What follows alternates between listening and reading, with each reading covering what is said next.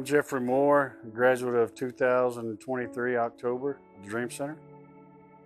The Dream Center has done a lot for me here. I come in here with empty pockets. Now my pockets are full because when I was out there in the real world, I could never fill my pockets up. So the Dream Center has gave me an opportunity to fill my pockets, not only with spiritual growth and following him, just with a bunch of guys here. Guys here have really helped me out in my transition from being an alcoholic to a new creation in Christ.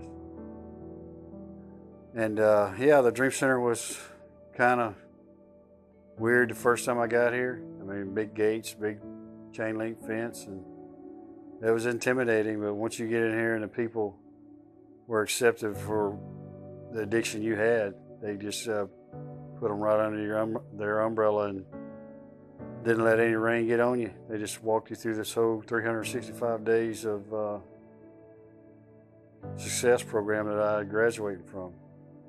I would like to thank Pastor Mike and Miss Velma for giving me the opportunity to be here, and Pastor Kinley and Erica and Pastor Dave. Dave was really one that I can open up to and talk to, and Miss James. Oh Lord, Miss James, she's a warrior, and she was helping me get through the first couple of weeks I was here. Also, my parents for sticking it out and hanging on to me and never letting go, and also my wife for the same, for never letting go and doing that. What I'm going to do when I leave the Dream Center is go back to work, go back in the oil field. And the Dream Center has been a big step, with being able to go out on outreaches and feeding people and giving people clothes. And it's just been a great year. I mean, there's a lot of people that's come and go, but there's a lot of them that's still here that stuck it out. A couple of them I can come to name is Dale, bro. He really would help me out, friendship. And then Chad Johnson, he's been here a pretty good while, and also Josh Colbert. He's one that is my roomie, right next to me a couple times. And I just want to say thanks and see y'all in December when next graduation comes. Thank you. So I grew up in a Christian home, 2 wonderful parents. If I could have handpicked my parents at birth, I couldn't have done a better job. I've always been thankful for their support, for their love, just for everything that they've done for me. Thank you, Mom and Dad. So when I was young, we'll start from the beginning. Something happened to me that hurt, and I would never know the full extent of the damage until later on, till I got here. So I'm only as sick as my secrets. And this isn't a secret anymore. I was molested when I was a kid, when I was 5 years old, and the reason I'm sharing this is because I received deliverance and healing in this area. And if that's part of anyone's story, I want you to know that God's not a respecter of persons. That anything that He'll do for me or for anyone else, He'll do for you.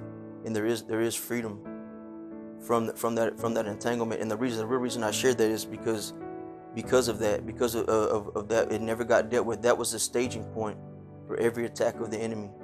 That root of that shame, that root of bitterness that sprung up. See, on the outside, I was just a normal little kid.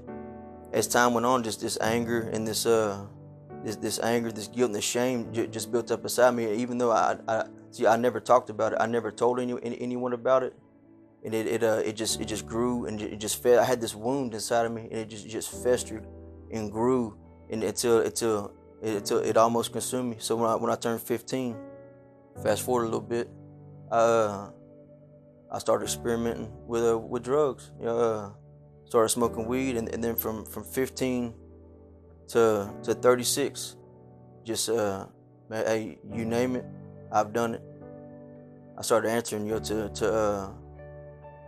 135-1610, 210-4490, 236-1387, 237-7877. I've been to prison 6 times on 4 numbers. I've been arrested in Jefferson County 80 times. I've been in the back of a cop car almost 100 times. And I don't say that bragging or boastful, because that's nothing that's nothing to boast about. But I say that because, man, I was hopeless. Between my prison sentences, I'd be right there. You used to catch me at College and I-10 under the bridge, behind those motels, living in sheds, living in just wherever I could get out of the weather. You know what I'm saying? Just every just life was just about just me and what I wanted, to the point to where I was choosing what I wanted over food and shelter and water and just basic human needs.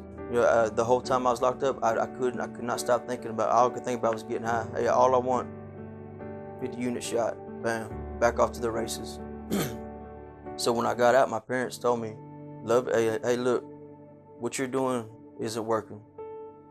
So look, give this Dream Center place a try, or we will lovingly drop you off or buy you a bus ticket or a plane ticket to drive you and all your belongings anywhere that you want to go. But we can't enable your lifestyle anymore.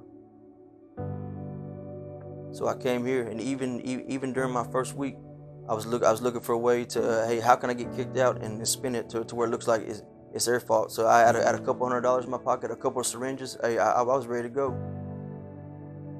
I can only say it's the grace of God that kept me here, because during that first week, this thing that I had on me, it was a mental obsession. It's something I didn't even know I had a mental obsession until I didn't have a mental obsession. God did for me what I could not do for myself, that I didn't even know I had a problem with it. I know that what's behind me, it doesn't matter. One of my favorite quotes is off of Kung Fu Panda. It says, "Yesterday is history, tomorrow is a mystery, but today is a gift." That's why we call it the present, Lord. So I choose to live here and now. I know that my future is secure.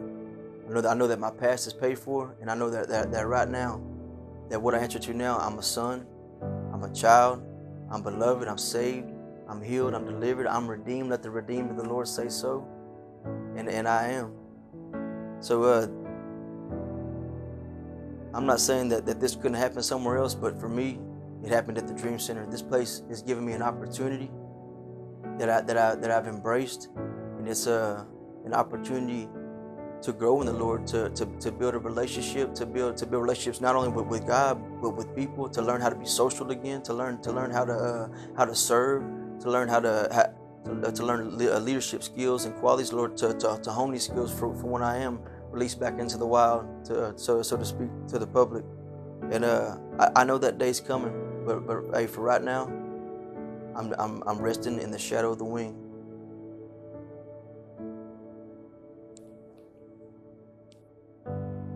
One more thing. If you don't know, I'm letting you know right now.